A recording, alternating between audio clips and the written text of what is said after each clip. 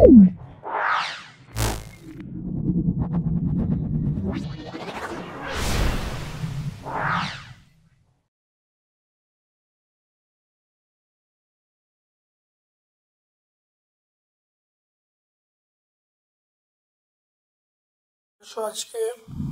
Burikhali KM institution টেস্টের প্রশ্ন, test 2024 মাধ্যমিক পরীক্ষার জন্য অত্যন্ত ইম্পর্টেন্ট প্রশ্ন। তোমরা ভিডিওটা প্রথম থেকে শেষ পর্যন্ত দেখো, অবশ্যই আমার এই ভিডিও থেকে তোমরা উপকৃত হবে। চলে এসো। তোমরা কোন গ্যাসটি ওজোন স্তরকে ক্ষতি করে না?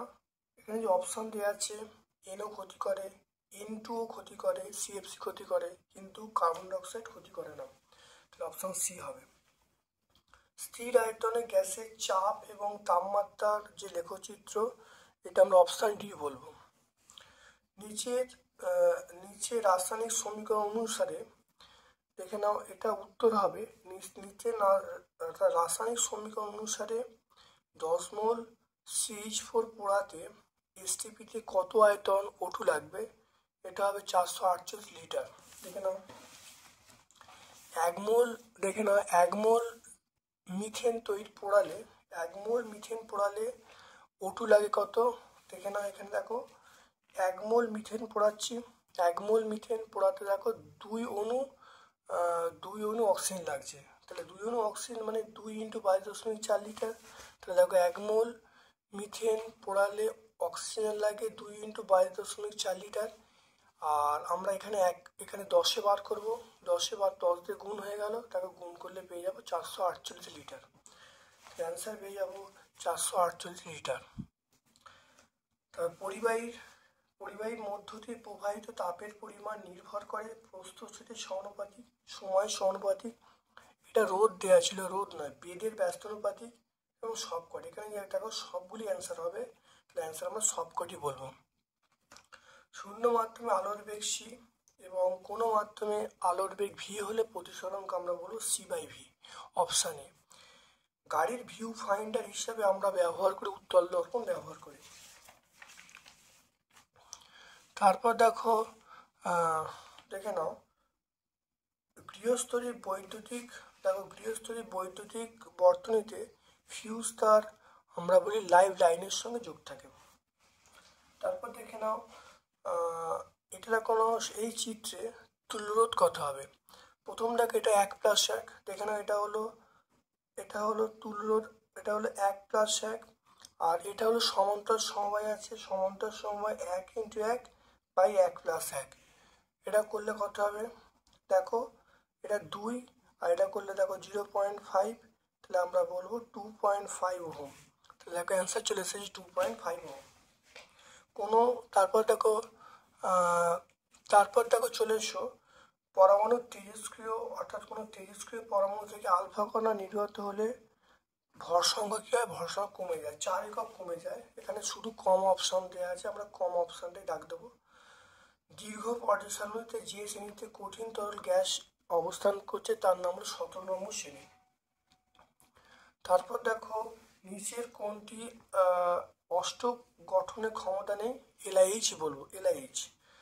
তারপর দেখে নাও, তড়িৎ বিশ্লেষণে অ্যানোডের সংঘটিত বিক্রিয়ার নাম আমরা বলবো জারণ। H2Sকে শুষ্ক করতে ব্যবহার করি P2O5। শত বিজারণ পদ্ধতিতে ব্যবহার করা হয় বা নিষ্কাশন করা হয়, সেটা হলো সিউ।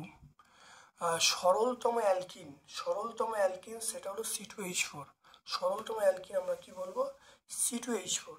এটা হলো পেজ নাম্বার 438, তোমরা পেয়ে যাবে, এটা 438। সরলতম অ্যালকিন যদি বলা হয় C2H4।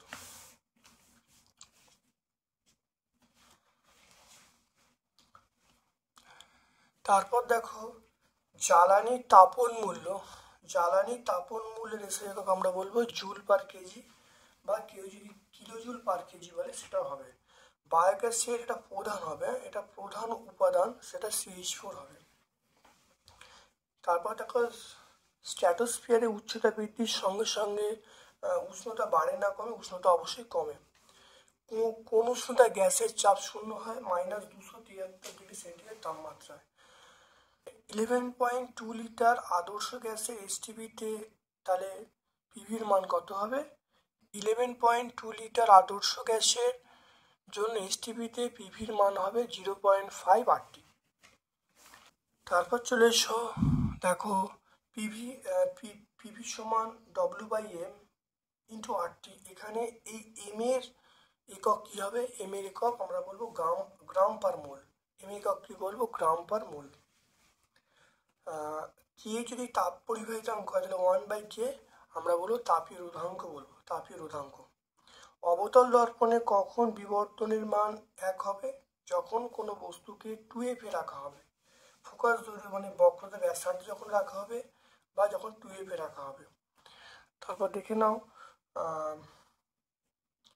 একটি বস্তুকে উত্তল লেন্সের ফোকাসে রাখলে প্রতিবিম্ব কেমন হবে? অতিমাত্রায় বিবর্ধিত হবে, অবশিষ্ট সৎ হবে। অতিমাত্রায় বিবর্ধিত হবে, অবশিষ্ট হবে এবং সৎ হবে। তারপর দেখো বৈদ্যুতিক যন্ত্রের বিভব ভি, প্রবাহমান তাই যন্ত্রের ক্ষমতায় পি হয়, তাহলে আমরা বলবো পি সমান ভিআই। তারপর দেখো বাড়িতে বৈদ্যুতিক মিটার বা রিডিং ইউনিট নামে পরিচিত পদার্থবিজ্ঞানের ভাষায় আমরা বলবো বিওটি বলবো। লেঞ্জের সূত্র অনুসারে শক্তি সংরক্ষণ নীতির উপর ভিত্তি করে লেঞ্জের সূত্র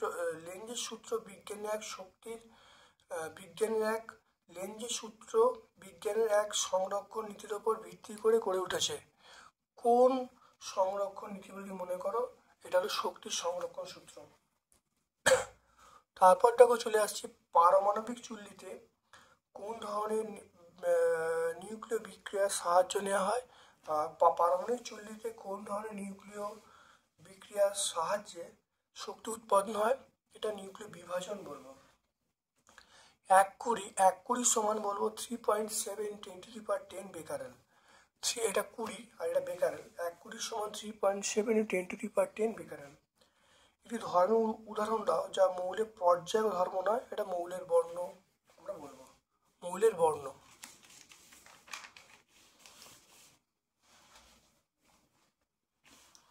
তারপর দেখে নাও, সর্বোচ্চ আয়নন বিভব সম্পন্ন মৌল আমরা বলবো হিলিয়াম বলবো। সর্বোচ্চ আয়নন বিভব আমরা বলবো হিলিয়াম বলবো, আর সর্বনিম্ন সিএস বা সিজিয়াম বলবো। OCNF এগুলো বলা আছে জারণ ধর্ম বৃদ্ধির ক্রমানুসারে সাজাতে বলছে। তাহলে প্রথমে সি, তারপর এন, তারপর ও, তারপর এফ। চলে এসো, জলের অণুতে হাইড্রোজেন অক্সিজেন কোন ধরনের বন্ধন? আমরা বলবো সমযোজী বন্ধন। সমযোজী তড়িৎ বিশ্লেষণ পদার্থ উদাহরণ আমরা বলবো HCl। সমযোজী কিন্তু তড়িৎ পরিবহন করে। তারপর দেখো 2.15, দেখো তড়িৎ বিশ্লেষণে কোন শক্তি রূপান্তরিত হয়? এটা বলবো রাসায়নিক শক্তি তড়িৎ শক্তি রূপান্তরিত হয়। তারপর দেখো SO3 কে 98% সালফিউরিক অ্যাসিড শোষণ করলে অলিয়াম উৎপন্ন হয়। অলিয়াম সেটা হলো H2H2O7, এটা অলিয়াম উৎপন্ন হয়। কোন অ্যাসিডকে উত্তপ্ত করলে বাদামি বর্ণের গ্যাস পাওয়া যায়? আমরা বলবো HNO3 কে বলবো। নাইট্রোলিয়াম কি না? নাইট্রোলিয়াম আমরা বলবো ক্যালসিয়াম সাইনামাইড এবং কার্বনের ধূসর মিশ্রণ। CaCN2+C এর ধূসর মিশ্রণকে আমরা নাইট্রোলিয়াম বলবো। জিঙ্কের আকরিক আমরা টেক্সট 131 পেয়ে যাব। দেখে নাও, জিঙ্কের আকরিক আমরা বলবো জিঙ্ক ব্রেন বলবো। সংকেতটা হলো ZnH। ক্যালামাইন বলবো ZnCO3, এগুলো সব বলবো। তারপর চলে এসো অ্যালুমিনিয়ামের। দেখো অ্যালুমিনিয়াম একটি ধাতু সংকরের নাম দেখো। বিমানের কাঠামো তৈরি হয় সেটা দেখো নাও ডুরালুমিন। তাহলে অ্যান্সার হবে বিমানের কাঠামো দেখো ডুরালুমিন। তারপর দেখে নাও পিভিসির মনোমারের নাম আমরা জানি ভিনাইল ক্লোরাইড। তারপর ধাতুর ওয়েল্ডিংয়ে ব্যবহার করা হয় C2H2 বা আমরা বলবো অ্যাসিটিলিন। বায়োডিগ্রেডেবল পলিমারের নাম আমরা বলবো সেলুলোজ। তাহলে আমরা ক এবং খ প্রশ্নগুলো সম্পূর্ণ সলভ করলাম। এবার চলে এসো গ বিভাগের প্রশ্ন। মানব স্বাস্থ্য পরিবেশের উপর ওজোন স্তরের ক্ষতিকারক প্রভাব, এটা পেজ নাম্বার 4 পেয়ে যাব।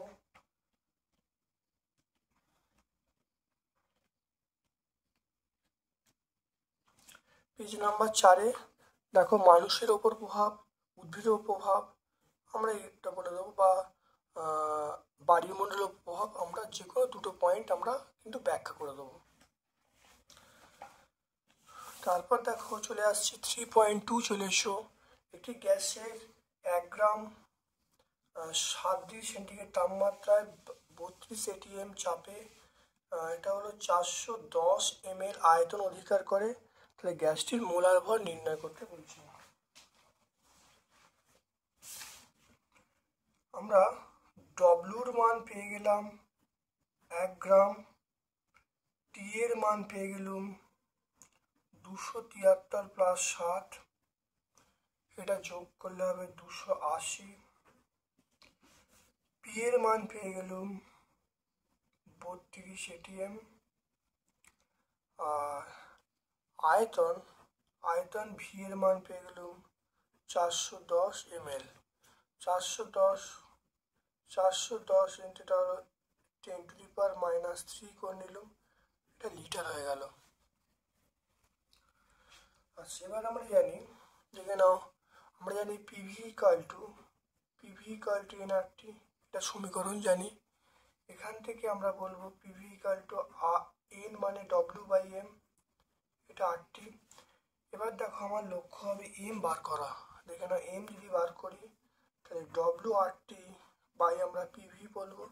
ডব্লিউর মান কত? দেখো ডব্লিউর মান 1, আর এর মান দেখো এখানে বলা আছে, দেখে নাও আর এর মান 0.082, তাহলে আর এর মান 0.082। টি এর মান কত? টি এর মান আমরা বলবো 280। পি এর মান বলা আছে 32, আর ভি এর মান বলা আছে কত? ভি এর মান বলা আছে 410 ইন্টু 10⁻³ এটা মানগুলো বসিয়ে দিলাম। এবার এম এর মান বেরোচ্ছে, এম মানে 0.082 ইন্টু 280 বাই আমরা কত বলবো 32। এটা দেখো 410 এখানে রইলো, পাওয়ারটা উপর, এটা সূচকের নিয়ম উপরে তুলে দিলাম, তাই 10⁻³ ওপরে উঠে গেল। এবার দেখে নাও এটা 0 কেটে গেল, তাহলে ক্যালকুলেশন করলে যেটা আসবে, আর একটু সরল করলে দেখে নাও শূন্যটা এখানে 1000 এটা গুণ করলে আমরা 82 বলবো, 1000কে এটা গুণ করলে আমরা শুধুমাত্র 82 বলবো, তাহলে 82 ইন্টু 28 বাই আমরা কত বলবো 32 ইন্টু 41 এটা আমরা বলবো। দেখে নাও করলে কত 2 হবে, এটা কাটাকুটি করলে কত হবে, এটা 16 হবে, 7 এটা কত হবে, এটা 4, তাহলে 7/4 মানে আমরা বলবো 1.75।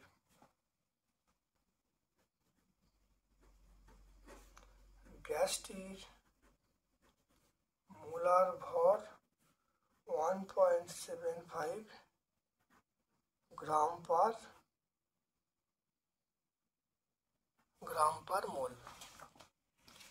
তারপর দেখে নাও একটা অথবার প্রশ্ন আছে, দেখে নাও নির্দিষ্ট ভরের গ্যাসের -13 ডিগ্রি সেন্টিগ্রেড তাপমাত্রায় 520 সেমি কিউব আয়তন দখল করে, চাপটা অপরিবর্তিত রাখলে উত্তপ্ত করলে গ্যাসের আয়তন বেড়ে গেল, সাশ্রয় হয়ে গেল, তাহলে গ্যাসটার অন্তিম তাপমাত্রা কত হবে? দেখে নাও অথবার প্রশ্নটা খুব ভালো করে দেখে নাও, অথবার প্রশ্ন। তাহলে এটা T1, প্রাথমিক তাপমাত্রা 273 -13, 273 থেকে 13 বাদ দিলে আমরা 260 বলবো, 260 কেলভিন। আয়তন V1 520 সেমি কিউব, আয়তন V2 এটা বলবো কত 700 সেমি কিউব, আয়তন V2 পেয়ে গেলাম 700 সেমি কিউব। তাহলে এবারে আমার T2টা চাইছে, তাহলে এখানে আমরা কি বলবো, দেখো চাপটা অপরিবর্তিত, মানে সূত্রটা হলো আমরা বলবো V1/T1 সমান আমরা বলবো V2/T2, এই সূত্র পড়বে।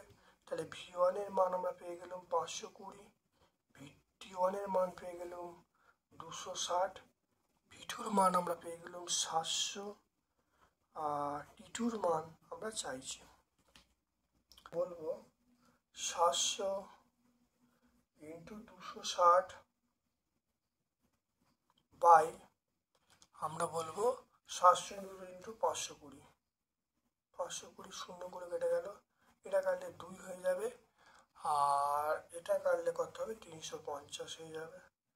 তাহলে টিটুর মান পেয়ে গেলাম, টিটুর মান হলো 350, 350 লিখবো। এবারে অতএব নির্ণীয়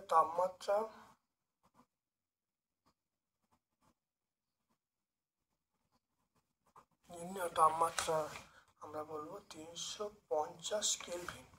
এবার 350কে কেলভিনে চেঞ্জ কেলভিন থেকে সেন্টিগ্রেড করার জন্য 273 বাদ দেবো, 77 ডিগ্রি সেন্টিগ্রেড।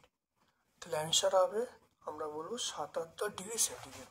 তাহলে এখান থেকে দেখো আয়তন, আমার যেহেতু চাপ কনস্ট্যান্ট, তাহলে চার্লসের সূত্র অনুসারে আমরা প্রয়োগ করলাম। এখান থেকে দেখো আমি টিটুর মানটা বার করলাম, টিটুর মানটা 350 পেয়ে গেলাম, তাপমাত্রা 350 কেলভিন, কিন্তু সেন্টিগ্রেডে বার করার জন্য 273 বাদ দেবো, তাহলে 77 কেলভিন, 77 ডিগ্রি সেন্টিগ্রেড।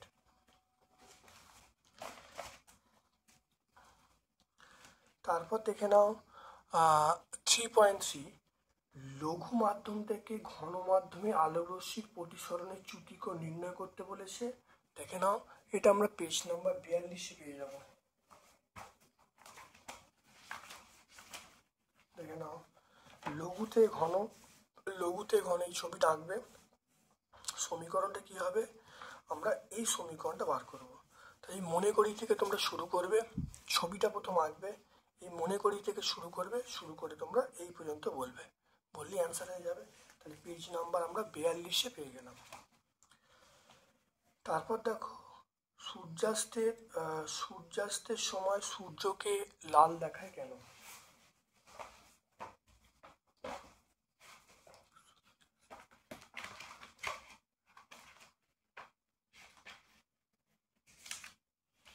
দেখে নাও, এটা আমরা সহায়িকায় পাবো। সূর্যাস্তের সময় সূর্যকে লাল দেখায় এখানে দেখতে পাচ্ছ, এখানে আছে দেখো, এখানে পরিষ্কার বলে দেবো, এটা আমরা সহায়িকায় 183 পেজ পাবো। তাহলে এটা আমরা সহায়িকায় আমরা 183 পেজে পাবো। তারপর দেখে নাও 220 ভোল্ট 60 ওয়াট রোধের অনুপাত বার করতে বলছে। দেখে নাও এই অঙ্কটাও দেখে নাও, পি সমান আমরা বলবো, দেখে নাও পি সমান আমরা জানি ভি স্কোয়ার বাই আর। প্রথম ক্ষেত্রে পি1 সমান ভি1 স্কোয়ার 1, দ্বিতীয় ক্ষেত্রে পি2 সমান ভি2 স্কোয়ার বাই আর2। যেহেতু দেখো দুজনকারই দেখো পাওয়ার মানে ক্ষমতাটা সমান, তাহলে আমরা বলবো পি1 সমান পি2। দেখো দুটো সমান করে দিলাম, এইটার এটা সমান হয়ে গেল। এখান থেকে দেখো ভি1, দেখে নাও ভি1 স্কোয়ার, দেখো ভি1 স্কোয়ার, ভি এর মান পেয়ে গেলাম, ভি1 এর মান ভি2 মান পেয়ে গেছি। আর1 বাই আর2 দেখো মানটা বার করি, এখানে আর1 বাই আর2 মানটা বার করেছি, তাহলে আর1 বাই আর2 পেয়ে গেলাম 4/1, তাহলে আর1:r2 সমান 4:1, তাহলে অ্যান্সার পেয়ে গেলাম 4:1। তারপর দেখে নাও ভাস্কর বাতি ব্যবহারের চেয়ে সিএফএল ব্যবহারের সুবিধা লিখতে বলছে। এটা টেক্সট আমরা সহায়িকায় 231 পাবো।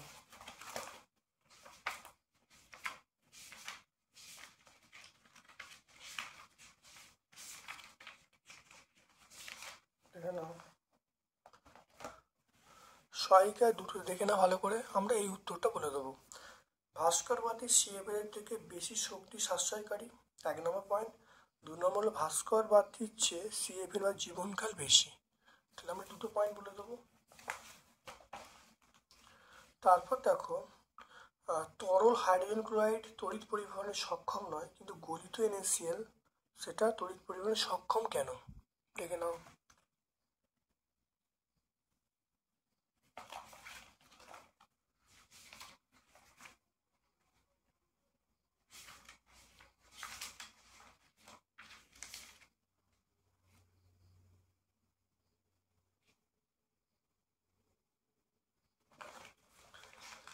মনে রাখবে এটা তরল হাইড্রোজেন ক্লোরাইড এটা অ্যানায়ন উৎপন্ন করতে পারে না, মানে এই উত্তরটার মতোই অনেকটা হবে। দেখে নাও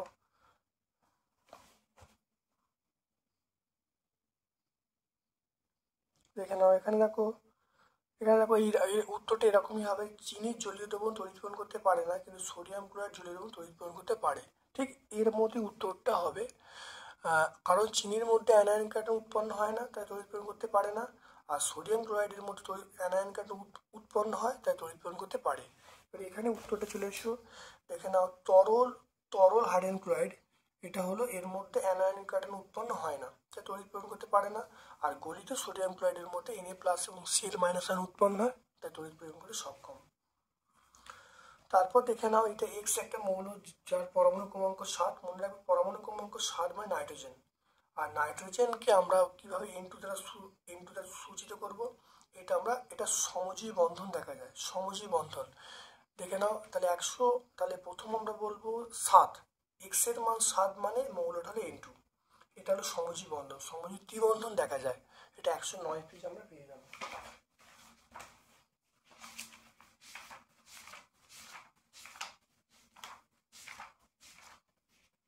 দেখে নাও নাইট্রোজেন, দেখে নাও 109 পেজে দেখো সমজীবী ত্রিবন্ধন দেখা যাচ্ছে, আমরা এটা করে দেবো। তারপর দেখে নাও সোডিয়াম ক্লোরাইড, দেখো সোডিয়াম ক্লোরাইড এবং ইথিলিনের ভৌত ধর্মের পার্থক্য।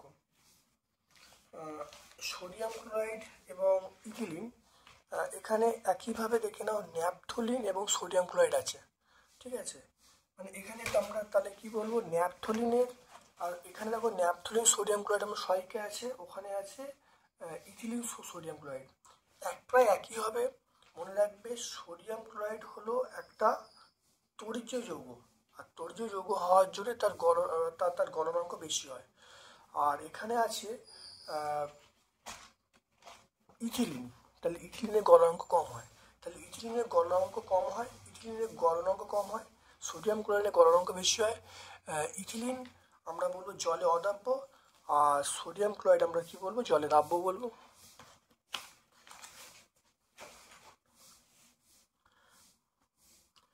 তারপর দেখে নাও 3.7-এ বলা আছে দুটি জলীয় দ্রবণে একটি ফেরিক ক্লোরাইড অপরটা হলো অ্যালুমিনিয়াম ক্লোরাইড, অ্যামোনিয়ার জলীয় দ্রবণে কিভাবে ফেরিক ক্লোরাইডকে শনাক্ত করবে সমীকরণ দ্বারা লিখতে বলছে। দেখে নাও 120 পেজে, দেখে নাও এখানে পেয়ে যাব অ্যালুমিনিয়াম ক্লোরাইডের সঙ্গে অ্যামোনিয়ার জলীয় দ্রবণ যোগ করলে অ্যালুমিনিয়াম হাইড্রক্সাইড অধক্ষেপ পড়ে। আর তারপর দেখো কি বলা আছে ফেরিক ক্লোরাইড, দেখো ফেরিক ক্লোরাইডের জলীয় দ্রবণ পৃথক করার জন্য হলুদ বর্ণের ফেরিক হাইড্রক্সাইড অধক্ষেপ পড়ে, দেখতে পাচ্ছ এখানে দেখলে হয়ে যাবে, তাহলে আমরা 120 পেজে উত্তরটা পেয়ে যাব।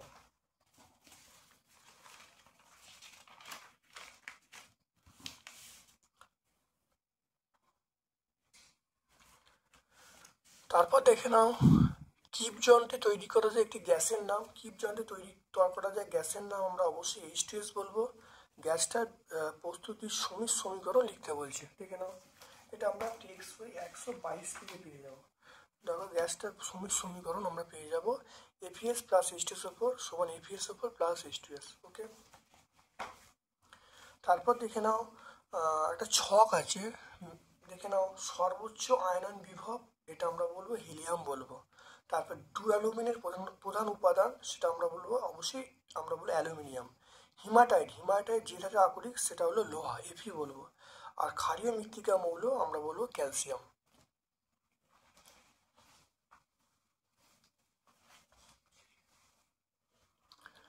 দেখে নাও C2H5OH থেকে C2H4 থেকে C2H4, এটা পেজ নাম্বার 147।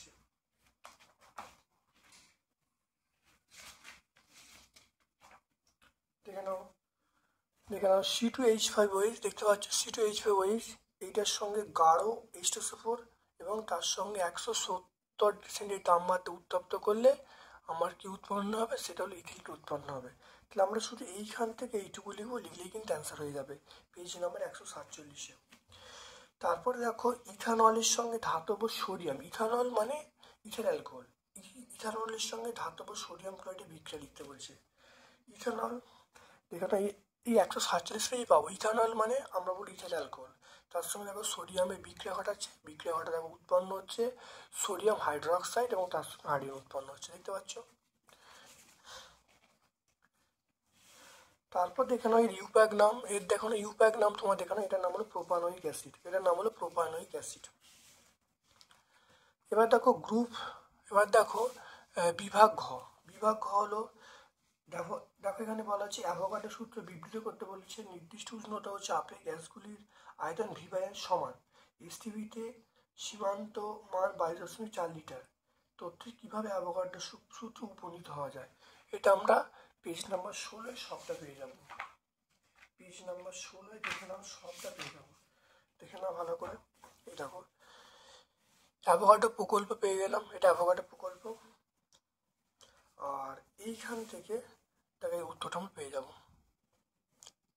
অ্যাভোগাড্রো সূত্রের সাহায্যে গেল-উসাপের সূত্রের ব্যাখ্যা এখান থেকে আমরা পেয়ে যাব। এই পর্যন্ত লিখলেই আমরা অ্যান্সার চলে আসবে। তারপর দেখে নাও পেজ নাম্বার, তারপর দেখে নাও শুষ্ক বায়ু অপেক্ষা আর্দ্র বায়ু হালকা, শুষ্ক বায়ু অপেক্ষা আর্দ্র বায়ু হালকা কেন, এটা আমরা পেজ নাম্বার 17 পেয়ে যাবো, দেখে নাও পেজ নাম্বার 17। দেখো শুষ্ক বায়ু অপেক্ষা আর্দ্র বায়ু হালকা, এখানে পরিষ্কার সুন্দর করে উত্তরে তোমরা পেয়ে যাবে। তারপরে দেখে নাও বাস্তব গ্যাসের আদর্শ গ্যাস থেকে বিচ্যুতির দুটো কারণ, এটা পেজ নাম্বার 19 পেয়ে যাবো, দেখে নাও পেজ নাম্বার 19। দেখো দুটো পয়েন্ট আছে, দুটো পয়েন্ট তুমি উল্লেখ করে দেবে, করে দিলেই পুরো ফুল মার্কস তোমরা পেয়ে যাবে। 1 আর 2 দুটো পয়েন্ট আছে। তারপর দেখো চলে এসো পিতলের, দেখো পিতলের আয়তন প্রসারণ গুণাঙ্কের মান, দেখো পিতলের আয়তন প্রসারণ গুণাঙ্কের মান 5.7, পিতল আয়তনের প্রসারণ গুণাঙ্কের মান 5.7 × 10⁻⁻5, এটা বলতে কি বোঝো? পিতলের আয়তন প্রসারণ গুণাঙ্ক 5.7 × 10⁻⁵ পার ডিগ্রি সি বলতে বোঝায় কোনো পিতলের 1 ডিগ্রি সেন্টিগ্রেড উষ্ণতা বৃদ্ধি করলে দণ্ডের আয়তন প্রসারণ হবে 5.7 × 10⁻⁵ সিসি। তাহলে কি বলবে? আবার বলছি, এটা বলতে বোঝায় যে কোনো পিতলের দণ্ডের তাপমাত্রা 1 ডিগ্রি বৃদ্ধি করলে প্রাথমিক আয়তনের সেটা হলো 5/7 × 10⁻⁶ অংশ হবে, এটা বলতে এরকমভাবে বলতে পারো। তারপরে দেখো কঠিনের দৈর্ঘ্য প্রসারণ গুণাঙ্ক আয়তন প্রসারণ গুণাঙ্কের মধ্যে সম্পর্ক লিখতে বলছে, তাহলে আমরা বলবো আলফা সমান, আমরা বলবো γ/3, আমরা বলবো আলফা মানে রৈখিক প্রসারণ গুণাঙ্ক, গামা মানে আয়তন প্রসারণ গুণাঙ্ক, তাহলে আলফা সমান γ/3। তারপর দেখো বাড়ির ঢালাই এর সময় লোহার রড ছাড়া অন্য ধাতু ব্যবহার করা হয় না কেন, এটা আমরা পেয়ে যাবো 101 পেজে পেয়ে যাবো।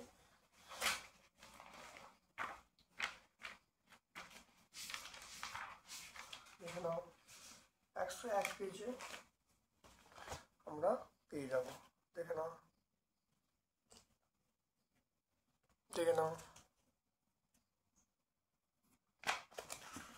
এই উত্তরটা এখানে আছে, আসল লেখা 102 পেজে আছে, দেখে নাও।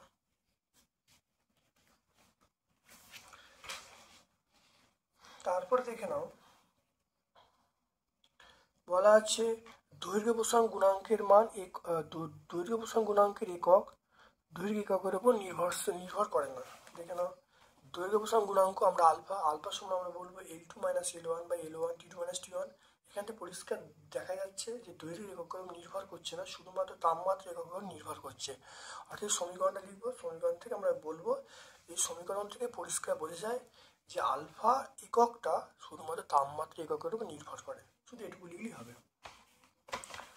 তারপর চলে এসো 4.4 দেখো একটি বস্তুর, দেখে নাও একটি বস্তুর দৈর্ঘ্য 5 মিটার, উত্তল দর্পণের সামনে বস্তুটিকে 2 সেন্টিমিটার দূরত্বে রেখে 10 সেমি দৈর্ঘ্যের প্রতিবিম্ব পাওয়া গেল। রৈখিক বিবর্তন এবং প্রতিবিম্ব দূরত্ব নির্ণয় করতে বলছে। দেখে নাও।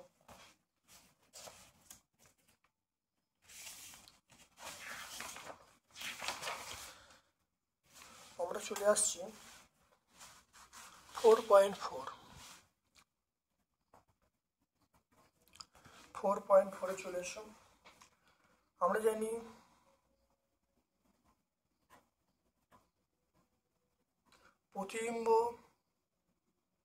প্রতিবিম্বের দৈর্ঘ্য বাই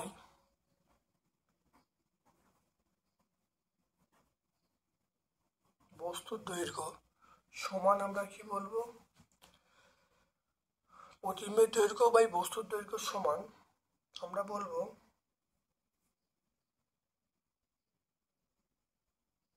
প্রতিবিম্ব দূরত্ব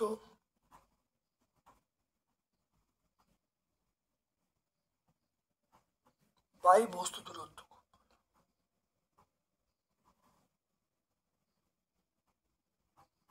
দূরত্ব। তাহলে প্রতিবিম্ব, এটা বলা আছে প্রতিবিম্বের দৈর্ঘ্য আমার বলা আছে কত? এখানে বলা আছে 10, বস্তু দৈর্ঘ্য বলা আছে 5, 10/5। আচ্ছা, দেখে নাও, প্রতিবিম্বের দূরত্ব আমার চেয়েছে বস্তু দূরত্ব। দেখো বস্তু দূরত্ব কত? 2 মিটার দূরত্বে। তাহলে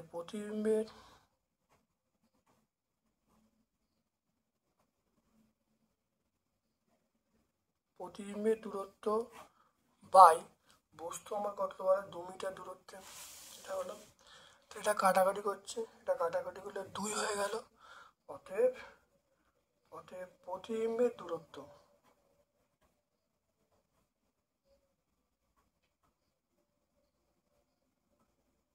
প্রতিবিম্বের দূরত্ব 2 আর 2 গুণ করলে কত? 2 দিয়ে গুণ করলে 4, তাহলে 4 সেন্টিমিটার। একটা অ্যান্সার পেয়ে গেলাম 4 সেন্টিমিটার। এবারে আমরা জানি এম মানে বিবর্ধন, মানে এম মানে রৈখিক বিবর্ধন।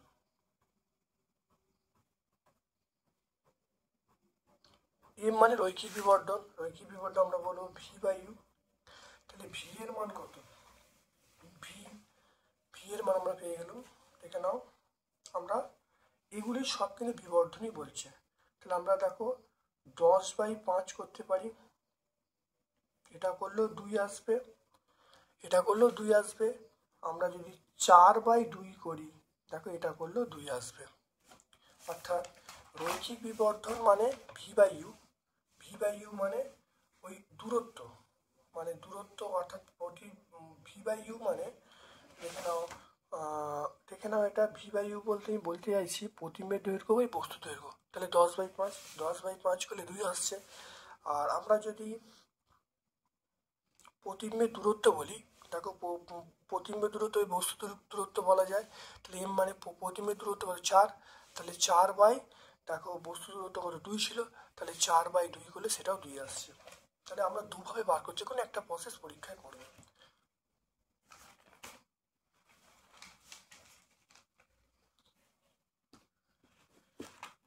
এরপর দেখে নাও, একটা অথবার প্রশ্ন আছে, দেখে নাও ভালো করে।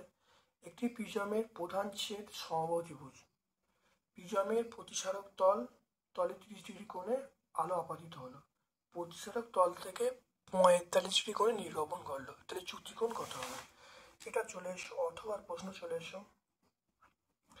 মনে রাখবে একটা সমীকরণ আছে পরীক্ষার জন্য অত্যন্ত ইম্পর্টেন্ট, ডেল্টা সমান I1 + I2 - a। এবার দেখো আপাতন কোণ, দেখে নাও আপাতন কোণের মান I1 এর মান কত? I1 এর মান এখানে পেয়ে গেলাম 30 ডিগ্রি, I1 এর মান পেয়ে গেলাম 30 ডিগ্রি। I2 এর মানটা এখানে বলা আছে 45 ডিগ্রি, I2 এর মান আমরা পেয়ে গেলাম 45 ডিগ্রি। এর মান আমরা বলবো 60 ডিগ্রি। কারণ 60 ডিগ্রি কেন? কারণ এটা হলো সমবাহু প্রতিসারক কোণের মান কত? 60 ডিগ্রি হয়। তাহলে ডেল্টার সমান আমরা কি বলবো? 30 degree plus 45 degree minus 60 degree.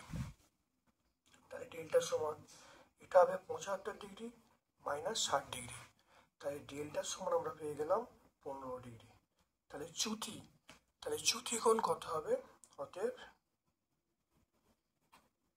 চ্যুতি কোণ হবে আমরা বলবো 15 ডিগ্রি। তাহলে অ্যান্সার পেয়ে গেলাম, চ্যুতি কোণের মান আমরা পেয়ে গেলাম কত হবে 15 ডিগ্রি।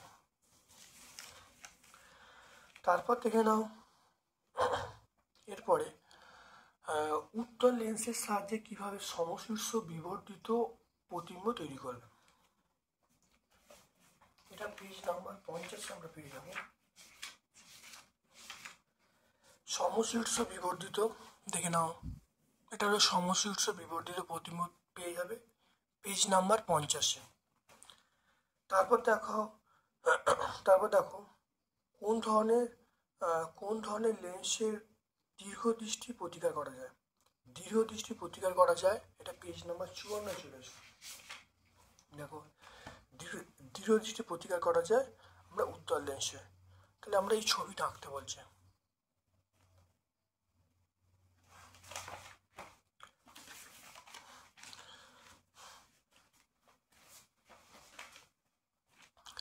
তারপর দেখো আলোর বিক্ষেপণ বলতে কি বোঝো। আলোর বিক্ষেপণ তার সঙ্গে আছে দেখো র্যালের সূত্র বলতে বলেছে, এটা পেজ নাম্বার 58 পেয়ে যাবে।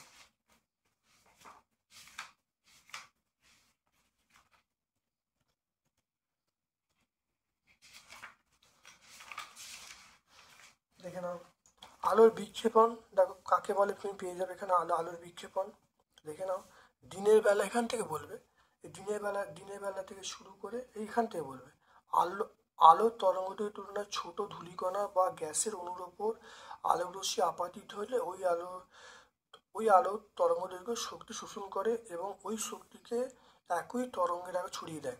এই ঘটনাকে আমরা বলবো আলোর বিক্ষেপণ বলবো। আর এবং র্যালের সূত্রটা নিচেটা বলা আছে, বিজ্ঞানী র্যালে প্রমাণ করেন বিক্ষিপ্ত আলোর তীব্রতা তরঙ্গ দৈর্ঘ্যের সঙ্গে চতুর্থ ঘাতের ব্যস্তানুপাতিক। চতুর্থ ঘাতের সঙ্গে পেয়ে গেলাম এটা। এটা পেজ নাম্বার 58 আমরা পুরোটা পেয়ে যাচ্ছি।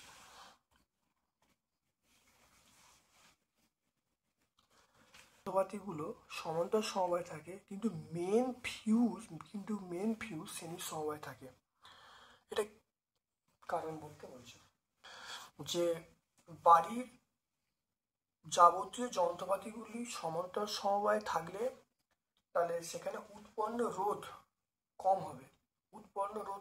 মানে বাতির ক্ষমতা বৃদ্ধি পাবে। তাহলে বলবে সমান্তর সমবায় থাকলে রোধটা কম হবে, ফলে ভোল্টেজ ড্রপ কম হবে, ফলে বাতিটা যন্ত্রপাতিগুলো পূর্ণ ক্ষমতা প্রদর্শন করতে পারবে। আর ফিউজটা শ্রেণীর সমবায় থাকে কেন? কারণ এর মেন উদ্দেশ্য হলো ঘরের মধ্যে যদি অতিরিক্ত কারেন্ট প্রবাহিত হয় তাহলে সে বর্তনীটা বিচ্ছেদ করে দেওয়া। তাহলে সেটা যদি রোধ বেশি হয় তাহলে উৎপন্নতা বেশি হবে, সেই জন্যে শ্রেণীর সমবায় থাকে। শর্ট সার্কিট কাকে বলে? এটা অনেকবার হয়েছে। এখানে শর্ট সার্কিট কি এখানে পেয়ে যাবে। দেখে নাও কোনো কোষে দুটি তড়িৎদ্বার পরস্পরের সঙ্গে যদি একটি ছোট তারের সঙ্গে যুক্ত করলে যে বর্তনী গঠিত হয় তাকে শর্ট সার্কিট বলব। এটা আমরা সহায়িকায় 258 পেজে পাবো। তারপর দেখে নাও তড়িৎচুম্বকীয় আবেশ সংক্রান্ত ফ্যারাডে সূত্রগুলো। এটা আমরা পেজ নাম্বার 81-তে দেখো, পেজ নাম্বার 81-তে আমরা পেয়ে যাবো ফ্যারাডে সূত্রগুলো। Page number 81। পরিবর্তিত তড়িৎ প্রবাহ কাকে বলে?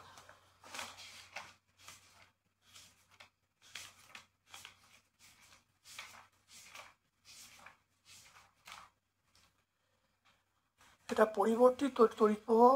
দেখো তড়িৎ প্রবাহের অভিমুখে নির্দিষ্ট সময় অন্তর পরিবর্তিত হয় তাকে আমরা পরিবর্তিত তড়িৎ প্রবাহ বা এসি বা অল্টারনেটিং কারেন্ট বলবো। পেজ নাম্বার 82-তে পেয়ে যাব।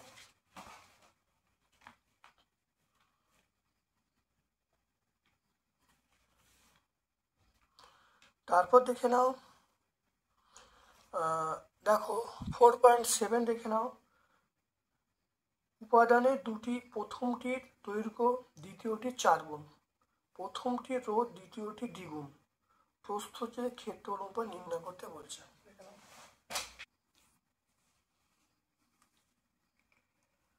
আর সমান রো এল বাই এ।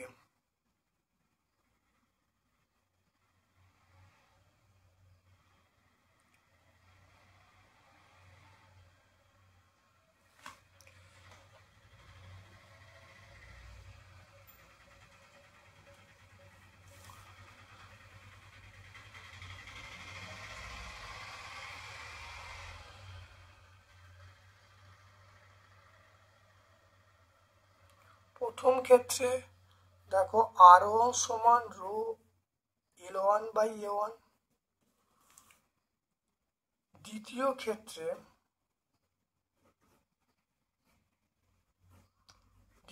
ক্ষেত্রে আর টু সমান rho L two by A two, এটা আমরা বলবো।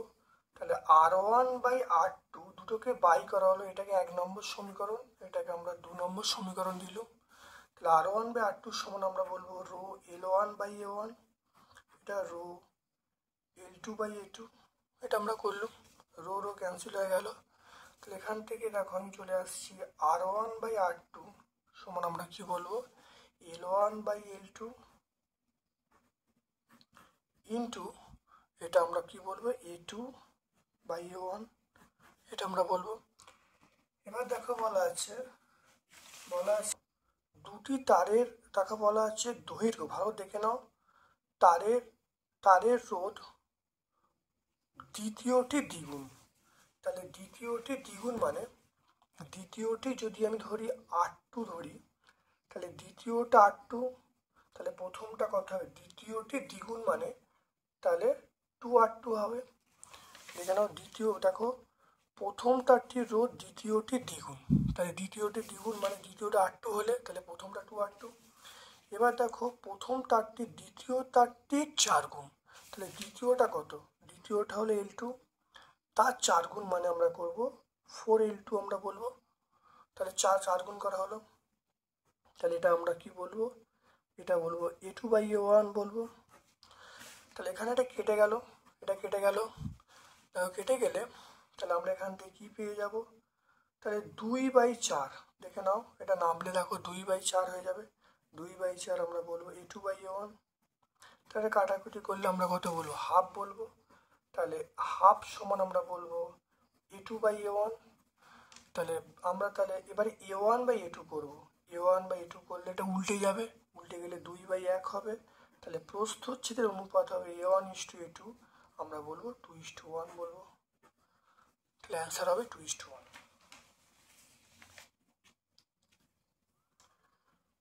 তারপর দেখে নাও একটি বাড়িতে দুটি 60 ওয়াটের বাতি, দুটি 80 ওয়াটের পাখা আছে, 5 ঘন্টা চলছে। প্রতি ইউনিট দাম 4 টাকা হলে 1 মাসে কত খরচ হবে নির্ণয় করতে বলছে। দেখে নাও দৈনিক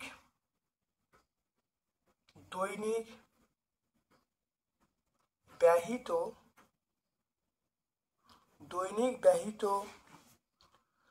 তড়িৎ শক্তি,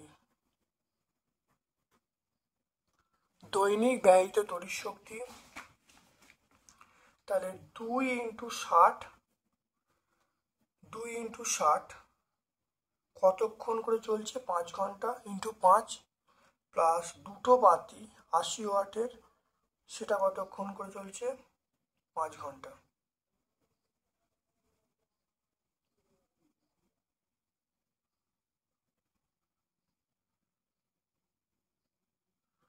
তাহলে প্রত্যেকে 5 ঘন্টা করে চলছে, তাহলে পাখাগুলো 5 ঘন্টা, বাতিগুলো 5 ঘন্টা চলছে। এটা আমরা কত করব বাই 1000 করব, এককটা হবে কিলোওয়াট আওয়ার। তাহলে দুটো বাতি 60 ওয়াটের দুটো বাতি 5 ঘন্টা চলছে, 80 ওয়াটের দুটো পাখা 5 ঘন্টা চলছে হলো। এবার দেখো এটা গুণ করছি,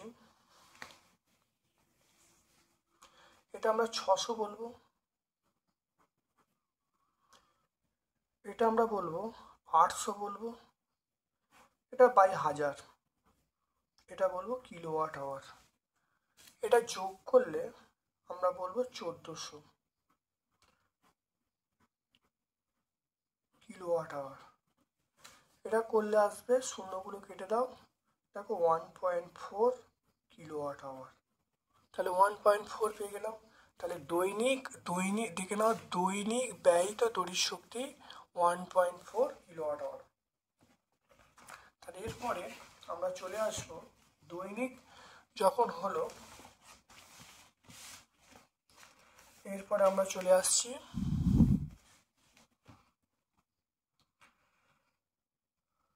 30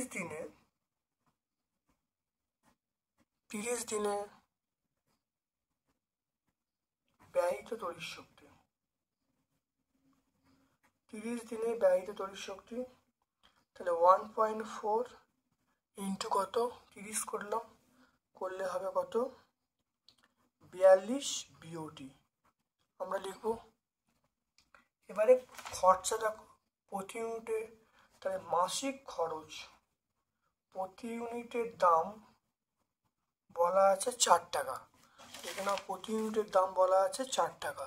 তাহলে মাসিক খরচ কত হবে, তাহলে 42 ইন্টু 4 করলে হবে এটা কত, 168 টাকা। এটা অ্যান্সার হয়ে গেল। দেখে নাও, দৈনিক ব্যয়িত তড়িৎ শক্তি করলাম 1.4 কিলোওয়াট আওয়ার। 1.4 কিলোওয়াট মানে বিওটি বলবো, 30 দিনে 30 গুণ করা হলো, এটা আমরা গুণ করলে 42 বিওটি। এবার প্রতি ইউনিটের দাম 4 টাকা, তাহলে 42 ইউনিটের দাম 42 ইন্টু 4 মানে 168 টাকা পেয়ে গেল।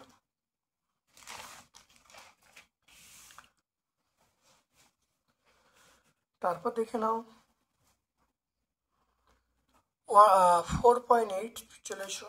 4.8 দেখো, থোরিয়াম আছে, লেড আসছে, দেখো থোরিয়াম থেকে লেডে আসছে, এটা বিটা কণা, কটা বিটা কণা নির্গত হচ্ছে দেখে নাও।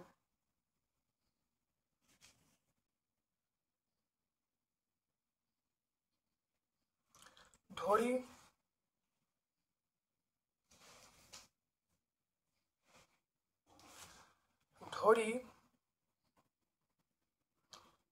এক্সটি আলফা কণা ও ওয়াইটি বিটা কণা নির্গত হলো।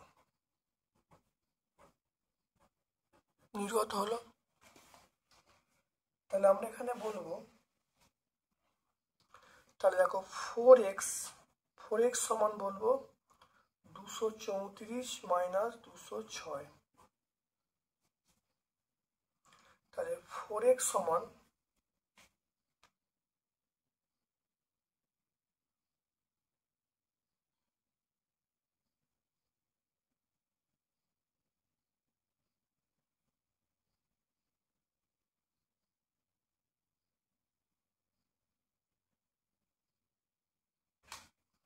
তাহলে এটা 28 হয়ে যাবে।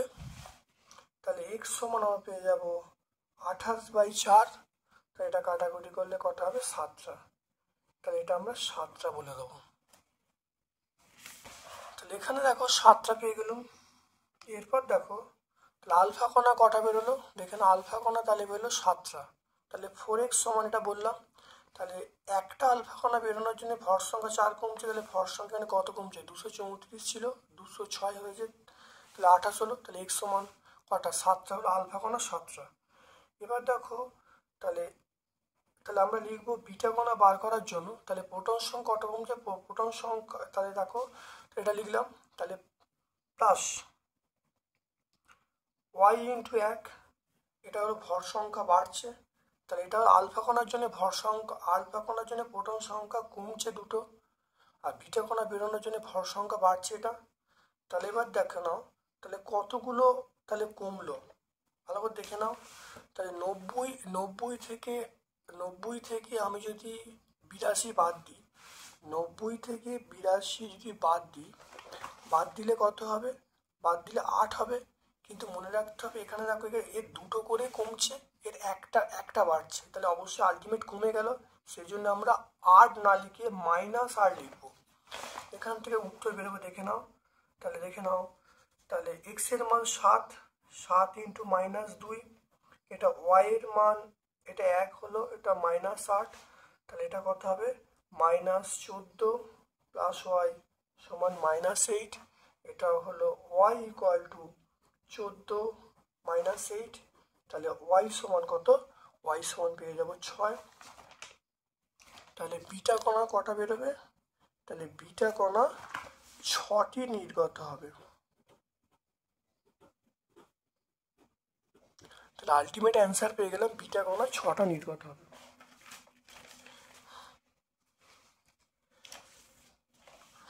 তারপর দেখো মানব কল্যাণে পারমাণবিক শক্তির একটি ব্যবহার লিখতে বলছে।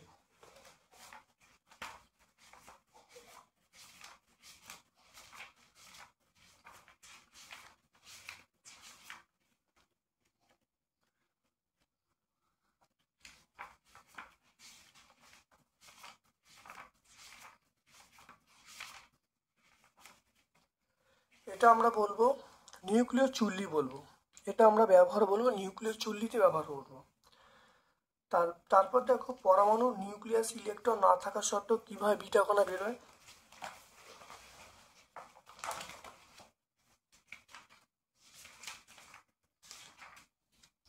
এটা আমরা সহায়িকায় দেখো 200 আমরা 262 পেজে দেখো পেয়ে যাব। দেখো 262 পেজে আমরা পেয়ে যাব 11 প্রশ্নটা।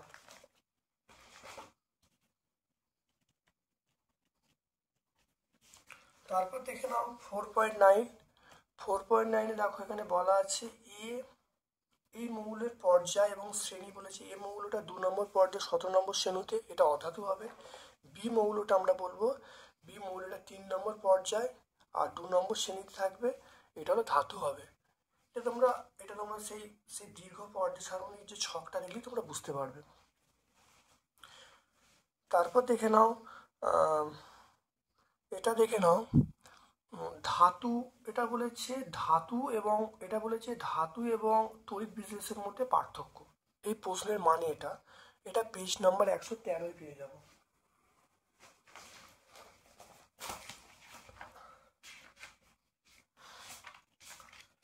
পেজ নাম্বার 113 দেখো পার্থক্যটা আমরা পেয়ে দেখে নাও, পার্থক্যটা আমি পেয়ে যাচ্ছি, দেখে নাও। এবার দেখো তড়িৎ বিশ্লেষণ পদ্ধতিতে কপার ধাতুর পরিশোধনে অবিশুদ্ধ কপার দণ্ড আমরা অ্যানোড হিসেবে ব্যবহার করব। তারপর দেখে নাও অ্যালুমিনা ধাতু নিষ্কাশনে যে গলিত মিশ্রণে তড়িৎ বিশ্লেষণ করা হয় তাতে বিশুদ্ধ অ্যালুমিনা ছাড়া আর কি থাকে এবং কেন, দেখে নাও। এবং এই বিশ্লেষণে ক্যাথোড অ্যানোডকে কিভাবে ব্যবহার করবে, এটা আমরা পেয়ে যাব পেজ নাম্বার 115।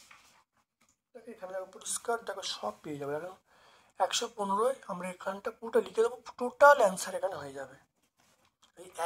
এখানে উত্তর হবে অ্যালুমিনিয়াম ধাতুর নিষ্কাশন।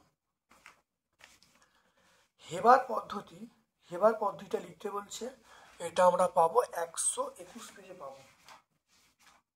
হেবার পদ্ধতি আমরা 121 পেজে পাবো। দেখে নাও হেবার পদ্ধতি, এটা আমরা লিখে দেবো। হেবার পদ্ধতি এখানটায় লিখে দেবো, ঠিক আছে। তাহলে ফুল মার্কস আমরা পেয়ে যাব হেবার পদ্ধতি। তারপর দেখে নাও নেজলার বিকারক ঠিক আগের পেজে। নেজলার বিকারক হলো পটাশিয়াম মার্কিউরেট আয়োডাইডের ক্ষারীয় দ্রবণ, দেখতে পাচ্ছ। তারপর দেখো স্পর্শ পদ্ধতি, এটা আমরা বলেছি স্পর্শ পদ্ধতি, দেখুন এটা 127 পেজে পাবো, আমরা 127 পেজে পাবো স্পর্শ পদ্ধতি আমরা 127 পেজে পেয়ে গেছি, দেখে নাও। এখানে বলেছে অ্যাকোয়া ফর্টিস, তার সঙ্গে অ্যাকোয়া ফর্টিস কাকে বলে? অ্যাকোয়া ফর্টিস আমরা বলবো HNO3 কে, তাহলে HNO3 কে অ্যাকোয়া ফর্টিস বলে। তার পরের প্রশ্ন চলে এসো, সেটা হলো অবস্থানগত সমভয়াবতা কাকে বলে? অবস্থানগত সমভয়াবতা এটা আমরা পেজ নাম্বার 144 পেয়ে যাব। এটা পেজ নাম্বার 140 আমরা অবস্থানগত সমভয়াবতা, দেখে নাও অবস্থানগত সমভয়াবতা আমরা পেয়ে যাব পেজ নাম্বার 140, দেখে নাও এটা 140 উত্তর পেয়ে যাব। তারপর থেকে একটি জৈব গ্যাস সম্পৃক্ত না অসম্পৃক্ত কিভাবে প্রমাণ করবে, এটা 144 পেজে আমরা পেয়ে যাব। দেখে নাও 144 পেজে আমরা পেয়ে যাব এইটা, অর্থাৎ ইথিলিনের সঙ্গে যে ব্রোমিন জলের বিক্রিয়া, এটা দিলে আমরা পেয়ে যাব। তাহলে তাহলে একটা জৈব যৌগের নাম আমরা বলবো ইথিলিন বলবো, তার দেখো এই বিক্রিয়াটা লিখে দেবো। এই যে ব্রোমিন জলের বিক্রিয়াটা বা জুট বিক্রিয়াটা আমরা লিখে দিলে কিন্তু অ্যান্সার চলে আসবে। 144-145 পেজে আছে। তারপর দেখো একটি জৈব যৌগের আণবিক সংকেত বলা আছে C2H4O2। জলে দাব্য আর জলীয় দ্রবণে NaCO3 যোগ করলে CO2 গ্যাস উৎপন্ন শনাক্ত করতে সমীকরণ লিখতে বলছে। দেখে নাও, এটা আমরা পেজ নম্বর 147-এ পাবো। দেখে নাও, এইটা বলতে বলছে। দেখে নাও, CH3, এটা দেখে নাও, CH3COOH এর সঙ্গে NaCO3 বিক্রিয়া করানো হচ্ছে, যেটা উৎপন্ন হচ্ছে সেই উৎপন্নর নাম হলো, এটা হলো সোডিয়াম। এটা আপনার উৎপন্ন হচ্ছে, এটার নাম হলো সোডিয়াম বাইকার্বনেট। বিক্রিয়া করে উৎপন্ন সোডিয়াম অ্যাসিডের উৎপন্ন হচ্ছে, তার সঙ্গে জল এবং কার্বন ডাইঅক্সাইড গ্যাস উৎপন্ন হচ্ছে।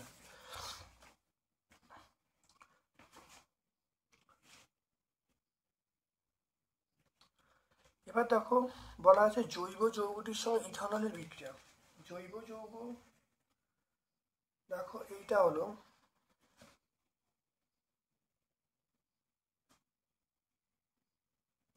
জৈব যৌগ ইথানলের বিক্রিয়া। জৈব যৌগ মানে CH3COOH, মানে হলো অ্যাসিটিক অ্যাসিড, তার সঙ্গে ইথানল বিক্রিয়া করলে এটা উৎপন্ন হচ্ছে, তার বিক্রিয়ার নাম হলো এস্টারিফিকেশন বিক্রিয়া। তাহলে প্রথম এই যে জৈব যৌগটা শনাক্ত করতে বলেছে, জৈব যৌগটার নাম আমরা বলবো অ্যাসিটিক অ্যাসিড। কি বলবো আমরা হবে অ্যাসিটিক অ্যাসিড। তাহলে জৈব যৌগটার নাম হলো CH3COOH, এটার নাম হলো অ্যাসিটিক অ্যাসিড। তাহলে দুটো বিক্রিয়া আমরা দিয়ে দেবো, এই বিক্রিয়াটা দিয়ে দেবো, এই বিক্রিয়াটা দিয়ে দেবো, এলেই কিন্তু আমরা ফুল মার্কস পেয়ে যাবো। তাহলে টোটাল বিক্রিয়াটা আমরা সম্পূর্ণ, তাহলে আমরা এই বিক্রিয়াটা লিখবো, এই বিক্রিয়াটা লিখবো, এবং তাহলে আমরা জৈব যৌগটার নাম আমরা বলবো অ্যাসিটিক অ্যাসিড CH3COOH হয়ে গেল। তাহলে আজকে আমরা বুড়িখালি KM ইনস্টিটিউশন সম্পূর্ণ সলভ করলাম। ভিডিওটা কেমন লাগলো কমেন্ট সেকশানে কমেন্ট করবে। পরীক্ষার জন্য অত্যন্ত ইম্পর্টেন্ট, যারা মাধ্যমিক পরীক্ষা দিতে যাচ্ছ 2025-এ, এই সেট অত্যন্ত ইম্পর্টেন্ট, ভালো করে প্র্যাকটিস করবে। আশা করি আমার এই ভিডিও থেকে তোমরা উপকৃত হয়েছো। Thank you.